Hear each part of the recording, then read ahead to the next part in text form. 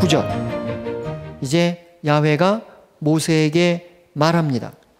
보라, 내가 너에게 온다. 구름의 구름 속에서. 그리하여 그 백성이 듣도록 내가 말씀하는 것을 너와 함께, 그리고 또한 너에게 그들이 믿도록 올람까지. 그리고 모세는 전했다 그 백성의 말씀들을 야훼에게. 자, 우선 여기서 구름의 구름 속에 라는 것은 히브리 말의 그 히브리식 표현인데요. 어떤 거냐면 짙은 구름인데 그냥 그 뭐라 그럴까요? 아주 그런 다른 표현이 안 떠오르네요. 짙은 구름입니다. 그죠? 짙은 구름 속에서. 그리하여 백성이 듣도록, 가로 열고 뭐냐면 보지는 못하고 듣기만 하도록 내가 말씀하는 것을 너와 함께, 그리고 또한 너에게 그들이 믿도록 올람까지. 여기서 말하는 건 그들이 모세를 믿도록. 여기서 모세를 믿는다는 것은 모세와 하느님의 관계를 믿는 겁니다. 그렇죠? 여기서 중요한 것은 그들은 이제 앞선 첫 번째 대목에서 하느님과의 계약에 들어갔으니까 하느님은 믿는 거지요. 그렇죠? 하지만 아직까지 모세에게 절대적인 권위를 주고 있는 건 아닙니다.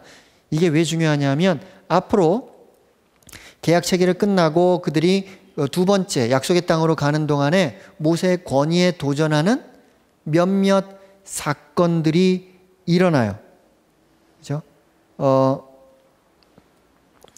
예를 들어 미리암이라든지 아니면은 그런 다른 몇몇 사람들이 찾아와서 당신만 뭐 문제입니까? 우리도 다 하느님의 그런 하느님의 백성 아닙니까?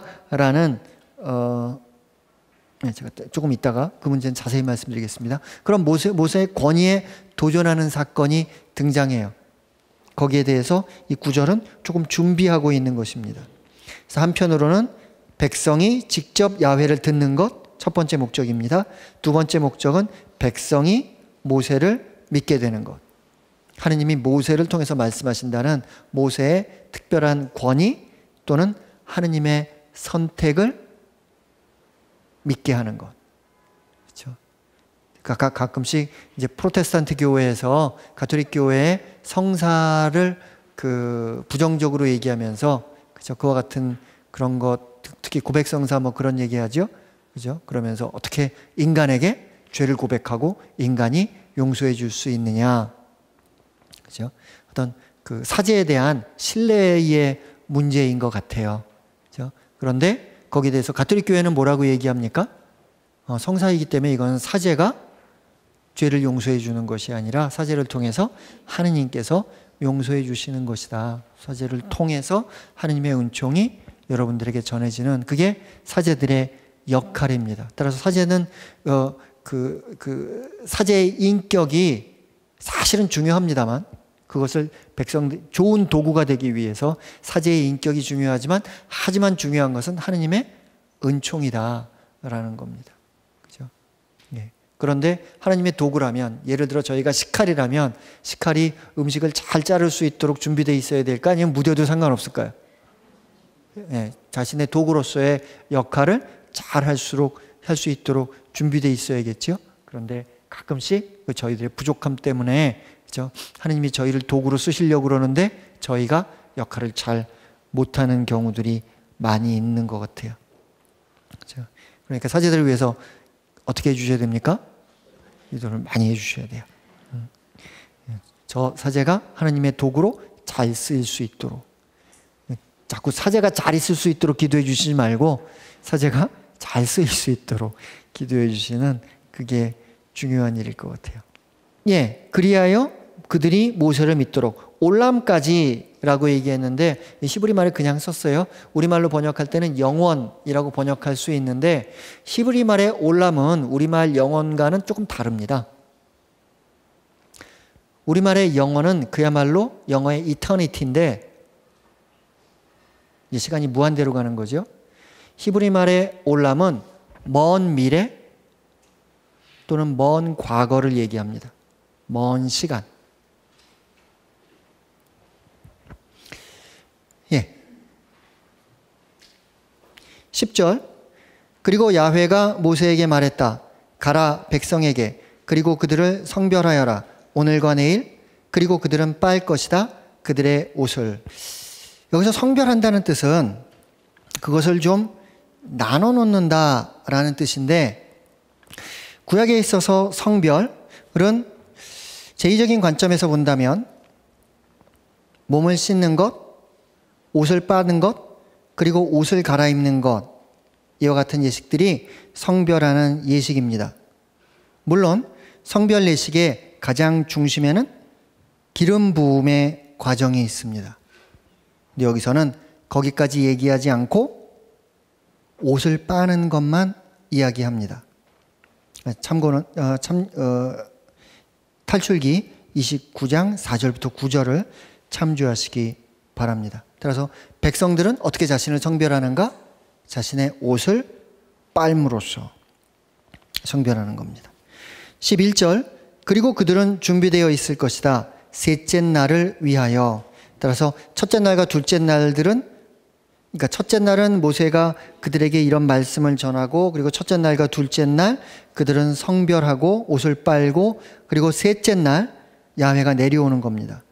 저 백성들의 양 눈 앞에서 시나이 산 위로, 그것을 백성들은 준비하고 있어야 합니다. 그리고 이제 다음 단계가 등장합니다. 12절. 이제부터 저희들이 조금 이해하기 어려운 이야기가, 어떻게 받아들여야 될까라는 생각하기 어려운 이야기가 좀 장황하게 등장합니다. 그리고 너는 가장자리 칠 것이다. 백성을 빙 둘러서, 다음과 같이 말하며, 너희들은 지켜라. 너희들에게 산을 오르는 것, 그리고 그의 경계를 건드리는 것. 누구든 산을 건드리는 이는 참으로 죽을 것이다. 그러니까 어떤 뜻이죠? 가장자리를 쭉 친 다음에 금을 긋는 겁니다. 금을 밟아도 안 되고, 그 경계를 건드려도 안 되고, 그죠? 그 경계를 넘어서 산으로 올라와서는 안 된다라는 겁니다. 그죠? 여기서 무엇을 빙 둘러서 가장자리를 치는 건지 조금 명확하지 않아요. 백성을 빙 둘러서 가장자리를 치는 것인지, 아니면 산을 빙 둘러서 가장자리를 치는 것인지. 따라서 이상하죠? 이제 야훼 하나님이 시나이 산으로 내려오는데 백성은 야훼 하나님께 완전히 못 가고 그의 목소리를 들을 수 있는, 가까이까진 갈 수 있는데, 하지만 산의 경계를 밟아서는 안 된다라는 것까지 우리가 알아들을 수 있습니다. 13절. 그러니까 여기서는 지금 12절의 마지막에 이제 물려 있는 겁니다. 그는 참으로 죽을 것이다. 산을 건드리면 그는 죽는다. 그런데 그를 건드리지 않고 죽여야 한다는 겁니다. 건드리지 않을 것이다. 그를 손으로. 그래서 참으로 돌 던져지거나 참으로 활 쏴질 것이다. 짐승이든 사람이든 그는 살지 못할 것이다. 법 규정이에요. 그 경계를 건드리면 그는 죽는데, 짐승일 경우에는 짐승일 경우에는 활로 쏴서 죽일 것이고, 사람일 경우에는 돌을 던져서 죽을 것이다 라고 전체적인 그 문장을 저희가 좀 의역할 수 있겠습니다. 근데 여기서 왜 돌 던지고 왜 활 쏴 죽이느냐? 첫째, 주석가들의 해석은 첫째, 이게 경계 안에 있는 거잖아요. 그 사람이나 동물이. 근데 내가 그 사람을 손대서 죽이려고 그러면 나도 경계를 넘어가야 되잖아요. 그러지 말라라는 뜻으로 이야기를 했을 수도 있고, 두 번째로는 이게 더 신학적으로 의미가 있는데요. 그를 손대는 순간 나도 부정해지는 겁니다. 전염된다고 생각을 했어요. 따라서 손대지 말고 죽여라. 나중에 히브리인들의 관점에서 스테파노가 독성을 했다고 생각했을 때 히브리 사람들이 스테파노를 죽일 때도 돌로 죽입니다. 손대지 않고. 왜냐하면 손대는 순간 그가 독성을 통해서 그가 부정해졌는데 그 부정함이 나한테 옮을 수 있다고 생각하는 겁니다. 따라서 돌 던져지거나 활 쏴질 것이다. 그래서 그는 살지 못할 것이다. 그리고 한 대목이 좀 덧붙여져요. 뿔나팔이 끌 때 참으로 그들은 산에 오를 것이다. 뿔나팔이 끈다는 것 뭐냐면 소리를 길게 뿌 하고 오래 가는 겁니다. 그렇죠? 뿔나팔을 끈다. 근데 그들은 산에 오를 것이다. 좀 이상하죠? 올라오지 말래매. 하지만 뿔나팔이 불면 이제 올라올 수 있다는 뜻인가? 이게 계속 왔다 갔다 해요. 그래서 이게 도대체 어떤 얘기인가? 올라오라는 소리인지 올라오지 말라는 소리인지, 그죠? 이게 좀 문제가 되는 그와 같은 경우입니다. 여기서 뿔나팔은 히브리 말로 요벨이라고 합니다. 근데 그 뿔나팔 요벨이란 말이 나중에 신약 규정에 나오는 레위기 25장부터 27장 이런 데 사용돼요. 그래서 히브리 말로 한 해, 그러면 샤나 그러거든요. 샤나 요벨, 이게 희년이에요. 따라서 우리말로 직역하자면 뭐냐면 뿔나팔의 해예요.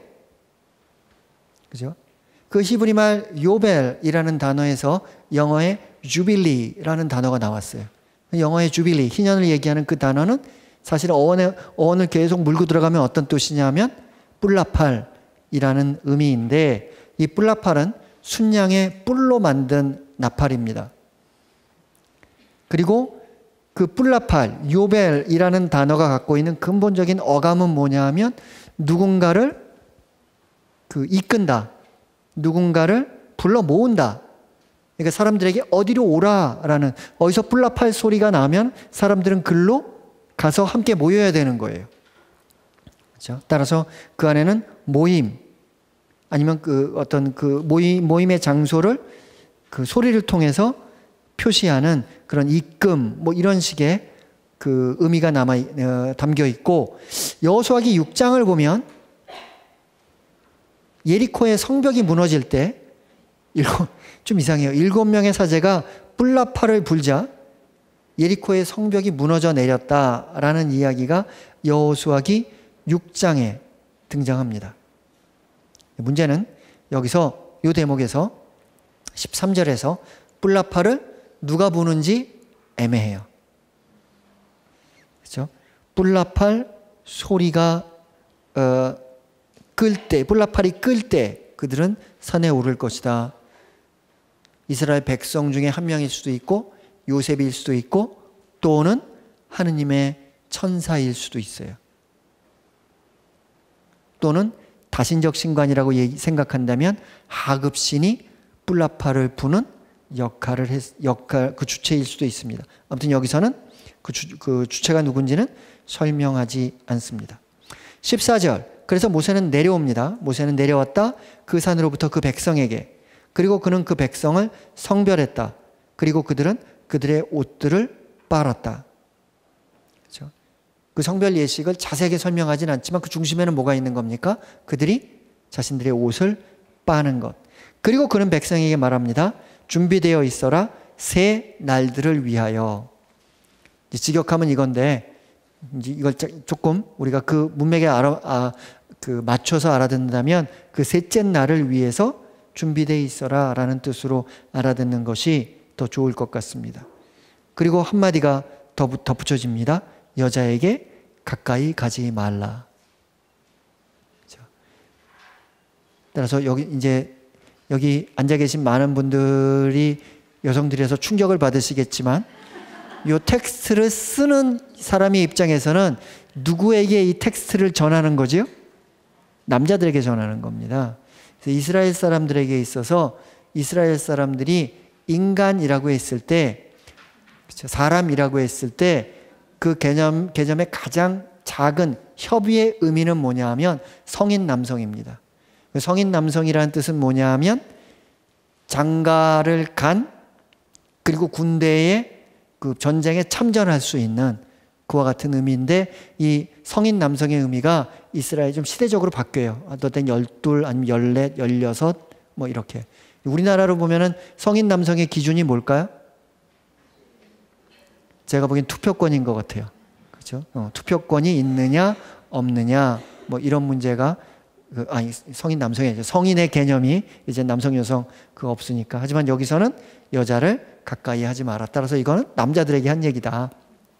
그죠? 남자를 온전한 어떤 그 대화의 파트너로 보는 거죠. 또 하느님과 계약을 체결하는 그 하느님 백성으로 보는 거죠. 실제로 나중에 이스라엘이 예루살렘에 성전을 만들 때 말이죠.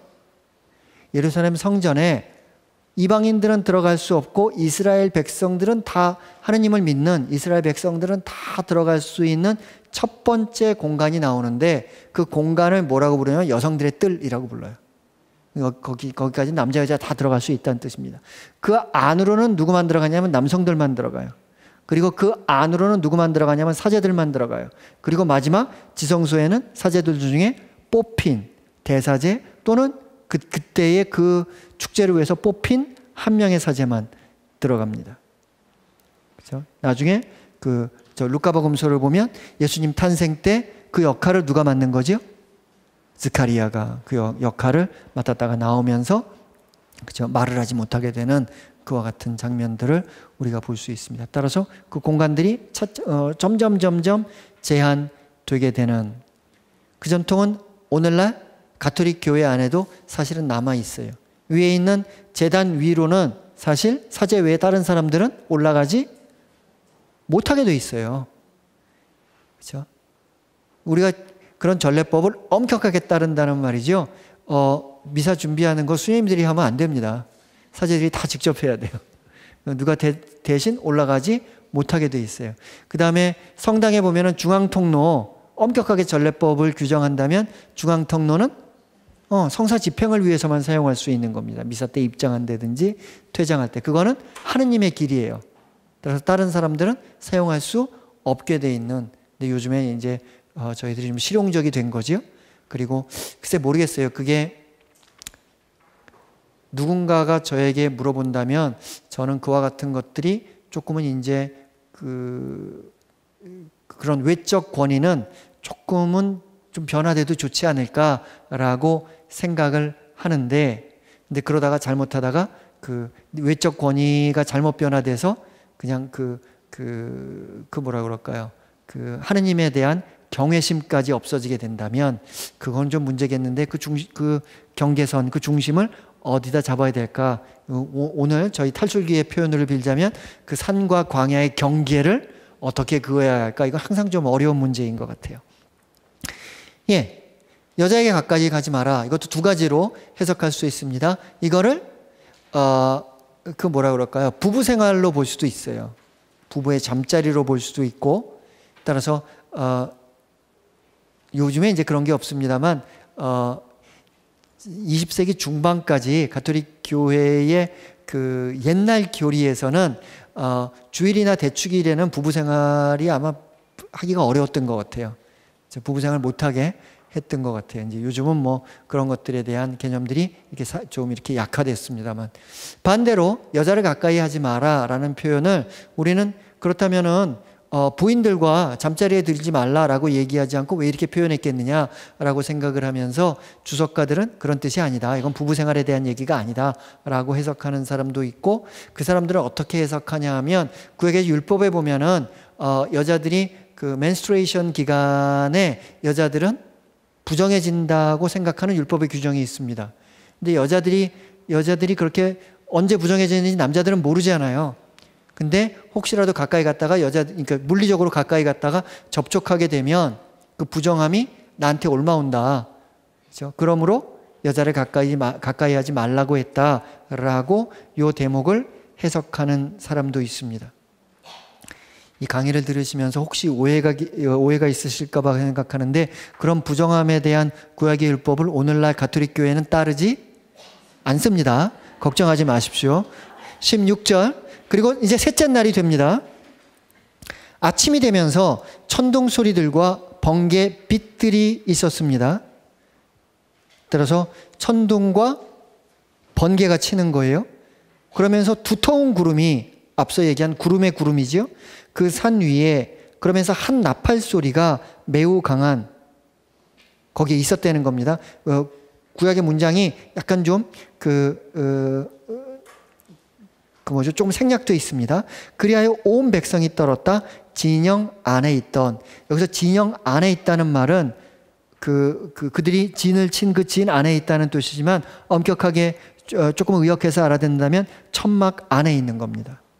천막 안에. 따라서 여기서 하느님 현존을 표현하는 그와 같은 표현들이죠. 큰 소리, 밝은 빛, 짙은 구름, 그리고 나팔 소리, 이와 같은 겁니다. 그리고 모세는 그 백성을 나가게 하였다. 엘로힘을 만나도록 진영으로부터. 그리고 그들은 섰다 그 산의 기슭에. 이게 문제가 되는 거죠. 자, 백성들은 지금 무서워서 떨고 있는데, 그 천막 안에 있는데, 모세는 그들을 나오라고 해요. 그죠? 막, 천둥치고 번개치고 지금 난리 났는데, 그 다음에 두터운 구름이 막 움직이고, 그리고 나팔 소리 들리고, 좀 무서운데, 모세는 그들을 나오게 합니다. 그리고 그들은 그 산에 기슭에 서는데, 이건 어떤 뜻이냐? 경계를 넘어간 거예요. 이제 산으로 들어간 겁니다. 따라서 평소 같으면 금을 밟자마자 그들은 죽어야 하죠. 하지만 죽지 않아요. 어떻게 그게 가능할까요?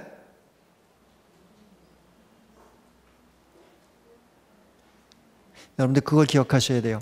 여기서 성별하는 것이 중요한 건 바로 그 뜻입니다. 저희 옛날에 여러분들에게 그거 그리면서 설명했던 거 기억나십니까? 초월적 신간에서는 천상이 있고 지상이 있다. 근데 지상에 있는 것은 천상에 있는 것들을 함부로 접촉해서는 안 된다. 단지 천상과 지상이 접촉할 수 있는 가능한 시간과 공간이 있다. 그리고 그게 제의다, 축제다, 이런 말씀 드렸죠. 그래서 우리가 항상 영성체를 들고 다니면서 뭐 깨름칙할 때마다 모실 수 있는 휴대용 상비약처럼 못 드리잖아요. 그리고 언제 드립니까? 미사 때. 그것이 그런 하느님과 하느님 백성이 만날 수 있는 시간과 공간 안에, 그것이 허락된 시간과 공간 안에서 비로소 여러분들이 성과 속이 접촉할 수 있는, 그럼 그렇다고 해서 속된 것이 막 성과 접촉할 수 있느냐? 아닙니다. 그죠? 여러분들이 그렇게 그 시간, 그 제2 안으로 들어오기 위해서는 첫째, 여러분들도 거룩한 몸과 마음으로 들어와야 하는 겁니다. 그러기 위해서 우리는 어떻게 준비합니까? 고백성사도 보고, 미사를 하면서 미사의 시작 부분이 뭐죠? 참회의 절도 하고, 그러면서 우리들이 거룩해진 상태에서 거룩한 것과 접촉하는 겁니다. 거룩해지지 않은 상태에서 거룩한 것과 접촉하면 그건 우리에게 좋은 일이 될까요? 아니면 나쁜 일이 될까요? 적어도 이런 구약의 신관 안에서는 그것은 우리에게 나쁜 일이 되는 겁니다. 심지어 죽게 되는 겁니다. 내가 감히 거룩하지 않은 상태에서 거룩한 것을 내가 만난다면, 그죠? 이사야 예언자가 이사야 6장에서 천상에 있는 하느님의 그런 모습들을 어좌를 환시하면서 어떤 얘기를 합니까? 나는 이제 죽었구나. 내 입은 더러운데. 이런 생각을 하지 않아요. 거룩하지 못한 것은 거룩한 것을 감당할 수 없다는 겁니다. 그러므로 우리들이 거룩해진 상황에서야 비로소 거룩한 것을 감당할 수 있는데, 여기서 산 기슭으로 간 이스라엘 백성은 거룩합니까? 거룩하지 않습니까? 거룩하죠. 그들은 성별됐지 않아요. 단지 옷을 빨아입었다, 뭐 이게 중요한 것이 아니라 신학적으로 그들은 성별되어 있기 때문에 산 기슭까지 갔지만 죽지 않을 수 있었다는 겁니다. 자, 거기까지 설명하고 18절. 그런데 시나이산에서는 연기가 났다. 그의 모든, 따라서 산 전체에서 연기가 나는 거예요. 그 앞에서 그의 위로 내려오는 야훼가 불 속에서, 따라서 야훼가 불 속에서, 여기서 말하는 불이라는 것은 거룩함의 커다란 상징입니다. 시나이산에서도 야훼가 모세에게 나타날 때 어떻게 나타나죠? 예, 불타는 떨기나무. 엄격히 말하면 떨기나무가 불타고 있었던 게 아닙니다. 떨기나무는 거기에 세속적인 상징으로 있는 것이고, 불은 천상적인 상징으로. 그런데 두 영상이 겹치니까, 불과 떨기나무가 겹치니까 떨기나무가 불타는 것처럼 보였지만, 하지만 천상과 지상이 교차하는 것뿐입니다. 나중에 사도행전 2장에서 성령이 내려올 때도 어떤 모양으로 내려옵니까? 혀 모양의 불. 그죠? 이게 천상이 갖고 있는 아주, 그리고 나중에 제사를 드릴 때도 뭘 가지고 제사를 드립니까? 불을 가지고 제사를 드려요. 그죠? 나중에 이스라엘이 제사를 드릴 때 번제물 하는 게 뭐냐 하면 불로 드리는 제사거든요. 그죠? 불. 거기서는 불은 단지 뭐 그런 우리가 알고 있는 그냥 뭐 성냥 가지고 키면 불이지 이런 뜻이 아니라 여기서 불은 천상에 속한 거라는 것입니다. 그 불을 통해서 제물은 정화되고 신에게 바쳐질 수 있는 그와 같은 제물로 변화되는 겁니다. 자, 그렇게 야훼가 불 속에서 그 앞에서 그의 위로 내려오는, 따라서 시나이 산 위로 내려오는 그 시나이 산에서는 전체적으로, 그렇죠, 전체적으로 연기가 났다. 그리고 그의 연기가 올라갔는데 어떻게 올라갔느냐? 가마의 연기처럼, 불가마의 연기처럼, 따라서 짙은 연기를 시나이 산이 내는 겁니다. 그리고 온 산이 흔들렸다. 매우. 자, 연기가 나고 산이 흔들렸다. 우리는 뭘 생각하게 되죠? 화산, 지진 뭐 이런 거 생각하게 되잖아요. 그래서 사람들이 시나이 지역에 있는 산을 찾아봤는데 화산이 없어요. 그래서 그 다음에 시나이 산은 여러분들 올라가 보신 분들 알겠지만 화산입니까? 아닙니다. 그냥 돌산이에요. 따라서 이거를 화산 분출 장면으로 해석하는 것보다는 여기에 있는 묘사를 신학적인 의미로 우리가 생각하는 것이 더 옳겠다라는 것이 어떤 주석가들의 입장입니다. 19절. 그리고 그 나팔 소리가 있었다. 점점 매우 강해지는. 모세가 말씀하고 엘로힘은 대답했다. 조금 이상해요. 그죠? 엘로힘이 말씀하고 모세가 대답해야 될 것 같은데, 모세가 말씀을 하고 엘로힘이 대답하는 그 소리 안에서, 자, 그 나팔 소리는 점점 매우 강해집니다. 긴장감은 더 높아집니다. 그리고 모세가 말하고 엘로힘은 대답하는 그 소리. 따라서 9절에서 언급된 내용이 여기에서 실현됩니다.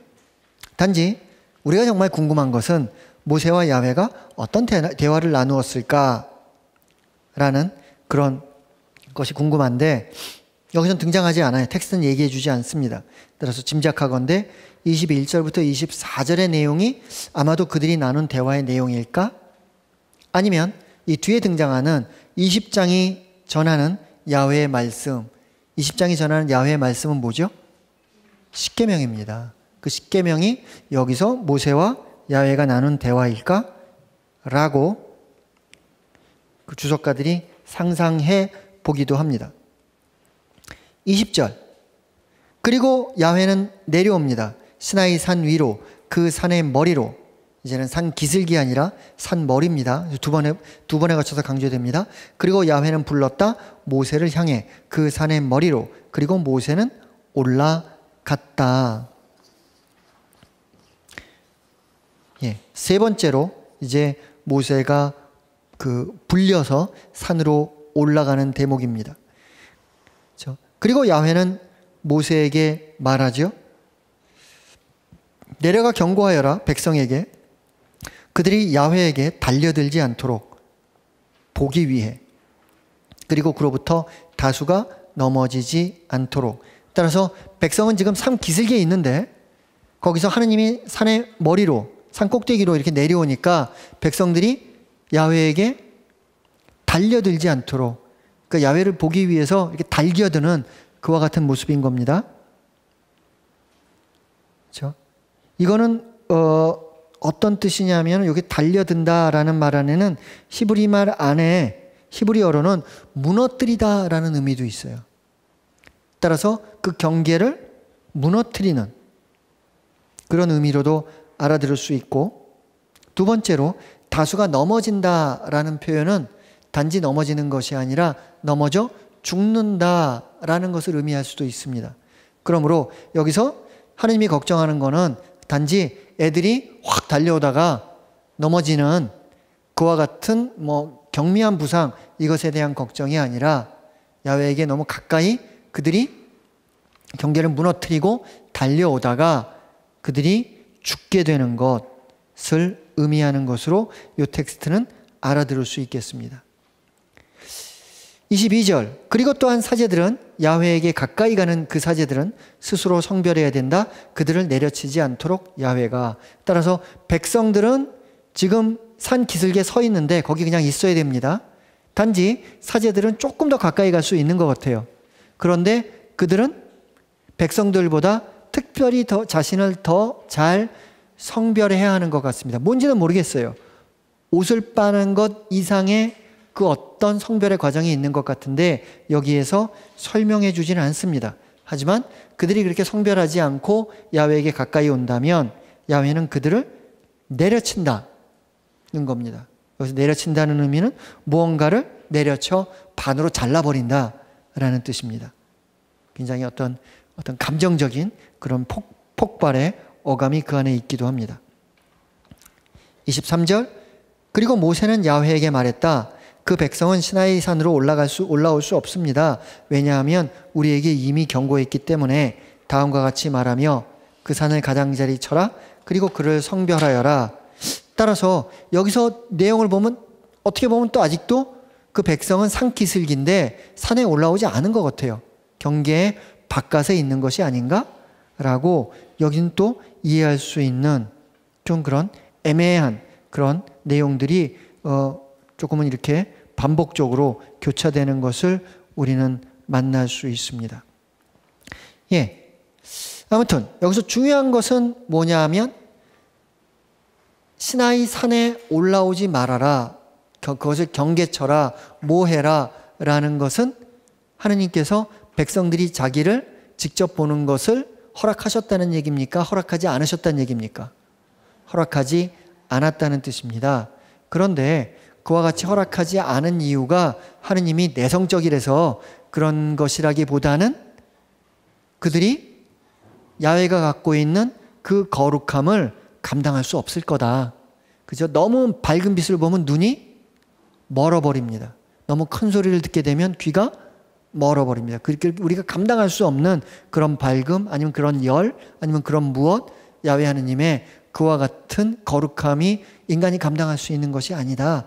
그렇기 때문에 가까이 오지 못하게 하고 어디까지? 시나이 산 그 경계까지를 전체적인 경계로 하는, 하지만 사제들은 조금 더 가까이 갈 수 있고 나중에 보게 되겠지만 모세와 원로들은 조금 더 가까이 갈 수 있고 마지막은 모세만이 하느님과 함께 있을 수 있는 그런 어떤 단계적인 매 단계를 우리가 볼 수 있는데 나중에 그게 어디에 반영된다는 겁니까? 성전에, 성막을 만들 때 또 성전에 그와 같은 것 안에 하느님 근처에 어디까지 가까이 갈 수 있는가. 그래서 오늘날 보수적인 유다인들은 말이지요, 예루살렘에 사는 보수적인 유다인들은 지금 옛 성전터라고 얘기하는 그 근처에도 안 갑니다. 왜냐? 거기 혹시라도 근처까지 갔다가 넘어가면 안 된다는 지역에 금을 밟을까 봐 오늘날까지도 안 가요. 그래서 그들은 어디 가서 기도합니까? 네, 통곡의 벽, 아예 성전 벽 밖에 가서 성전 벽을 잡고 기도를 해요. 왜냐하면 그 안에 들어가서 기도하면 그 안에 들어가서 하느님 가까이 가서 기도하면 더 좋을 것 같은데 그렇지 않은 것처럼. 예. 그리고 그에게 말했다. 야훼가 가라, 내려갔다 올라와라. 너와 함께 아론이. 하지만 그 사제들과 그 백성은 달려들어서는 안 된다. 야훼에게 올라오려고 그가 그들을 내려치지 않도록. 이게 문법적으로만 보면요, 이렇게 이해할 수도 있어요. 가라, 내려갔다 올라와라. 너와 함께 아론과 그 사제들이. 그러나 그 백성은 달려들어서는 안 된다. 이렇게 이해할 수도 있어요. 그런데 전체적인 문맥, 그 다음에 다음에 등장하는 20장과 24장의 내용을 보면 사제들과 백성을 한데 묶어서 생각하는 것이 더 좋을 것 같다라고 생각해서 저는 여기서 끊어 읽었습니다. 내려갔다 올라와라. 너와 함께 아론이. 하지만 사제들과 다른 사람들은 달려들어서는 그 경계를 넘어와서는 안 된다. 그가 그렇게 넘어오면 나는 그들을 내려칠 것이다. 이와 같은. 24장 1절에 보면 누가 야훼에게 올라가냐 하면 모세, 아론, 나답, 아비후, 그 다음에 원로들, 이들이 야훼에게 올라갑니다.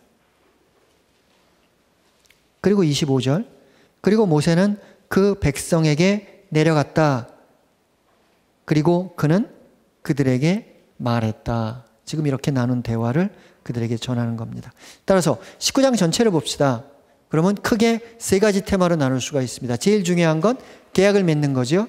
너희가 내 목소리에 귀를 기울이고 계명을 잘 지키고 그러면 너희는 나의 소유가 될 것이고 너희는 거룩한 그런 민족, 그 다음에 사제들의 그 국가, 거룩한 나라를 만들 것이다 라는. 그러자 백성이 야훼께서 말씀하신 그 모든 것들을 우리가 잘 행하겠습니다 라고 대답하더라 라는 첫 번째 계약.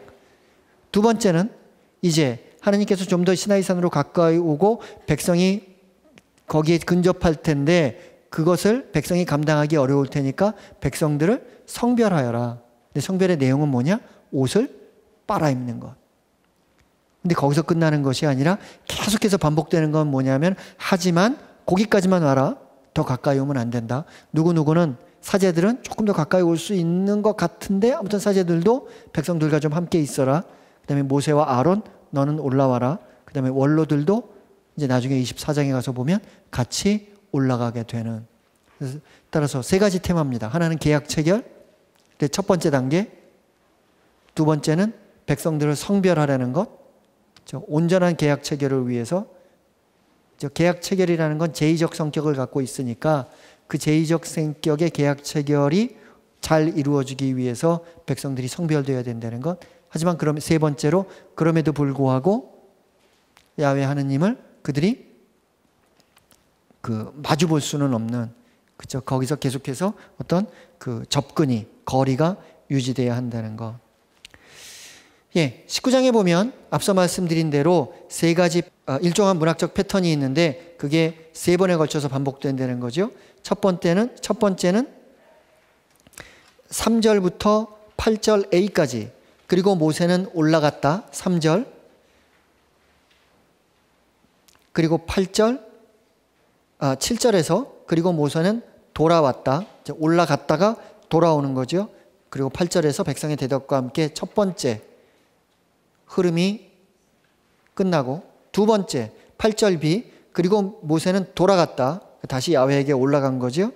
그리고 14절 그리고 모세는 다시 내려왔다, 그리고 백성에게 야훼께서 하신 말씀을 그들에게 전했다라는 그와 같은 대목이죠. 두 번째 단계입니다. 16절부터 19절은 전체적인 배경에 대한 묘사이고 그 세 번째 단계는 20절입니다. 그리고 야훼는 내려오고 야훼가 모세를 부르자 모세는 올라갔다 20절입니다. 그리고 25절 모세는 그 백성에게 내려왔다. 그리고 그는 그들에게 말했다. 모세가 무지하게 고생하죠. 그렇죠? 올라갔다가 내려오고 또 올라갔다가 또 내려오고 또 올라갔다가 또 내려와요. 그리고 또 올라가야 돼요. 이제 아무튼 그렇게 고생하는 모세의 모습을 우리는 만나게 되는데, 계속해서 여기서 모세가 하는 것은 하나님의 말씀을 듣고 야훼에게 전하는 것, 백성의 응답을 듣고 하나님의 말씀을 듣고 백성에게 전하는 것, 또 백성의 응답을 듣고 그것을 다시 야훼에게 전하는 그런 메신저의 역할을 합니다. 이런 메신저를 통틀어서 우리는 구약의 그 용어로 비른다면 뭐라고 부릅니까? 예언자라고 부르게 되는 겁니다. 여기서 사제에 관해서 조금 말씀을 드려야 될 것 같아요. 판관기 17장에서부터 구약의 사제직에 대한 조금 원시적인 모습을 우리가 만나게 되는데요. 판관기 17장 또는 민수기 16장 17장 이와 같은 장소에서, 이와 같은 대목에서 우리는 구약의 그 이스라엘의 사제직에 대한 신학적 갈등을 좀 탐지할 수가 있습니다. 모든 이스라엘 백성에게 거룩함이 요청되기는 하였으나 특히 역사적 관점에서 본다면 실제로 사제직은 레위 지파에만 유보된 것으로 자주 서술되기도 합니다. 그런데 그 레위 지파 중에서도 특별히 아론의 후손이 특별한 위치에 있었던 것으로 보이고, 아론의 후손 중에서도 사독 계열이 종교 권력의 중심을 차지했던 것처럼 보입니다. 이와는 조금 대조되게 이사야서 66장에서 새하늘과 새 땅을 꿈꾸며 사제직은 모든 민족들에게까지 완전히 보편화된다고 예언자는 노래하기도 합니다. 근데 여기서 이런 구약의 질문은 사실상 오늘날의 우리의 질문이 되기도 해요. 그렇죠? 여러분들에게도 사제직이 있습니까? 있습니다. 제2차 바티칸 공의회는 여러분 모든 그리스도교 신자들에게 사도직, 여러분들은 사도들의 후예입니다. 그렇죠? 따라서 여러분들은 사도직을 수행해야 합니다. 라고 얘기합니다. 그 사도직에는 왕직, 예언직, 사제직이 있습니다. 그렇죠? 사제직은 어떤 직무죠? 우리말로 표현하자면 거룩하게 하는 직무입니다. 거룩하지 않은 것을 거룩하게 하는 직무입니다. 그렇죠? 들어온 것을 깨끗하게 정화하는 그와 같은 직무입니다. 그렇죠? 그런 사제직은 교회의 그런 성직자를 통해서, 사제들을 통해서 가장 표징적으로 세상 안에서 드러나게 되지만 여러분들도 그와 같은 직무를 수행해야 한다는 겁니다. 그러므로 현재 있는 교회의 전체적인 입장 안에서 앞으로도 교회도 계속해서 변해 나가게 될 텐데, 그렇죠? 그러면 사제들에게 유보된 몇 가지 것들이 계속해서 공동체에 그것이 나뉘어지는 게 좋을 것인가? 아니면 계속해서 사제들에게 유보되는 게 좋을 것인가? 이런 것들에 대한 토론이 교회 안에 신학자들 간에 있게 됩니다. 그렇죠? 예를 들어 여러분들은 세례 줄 수 있습니까? 세례 줄 수 있어요. 세례 줄 수 있어요. 그렇죠? 여러분들 하지만 이제 몇몇 가지 조건이 있는 거지요. 그렇죠? 사제들이 뭐 세례를 줄 수 없는 상황에서 신자들도 세례도 줄 수 있고 대세도 줄 수 있어요.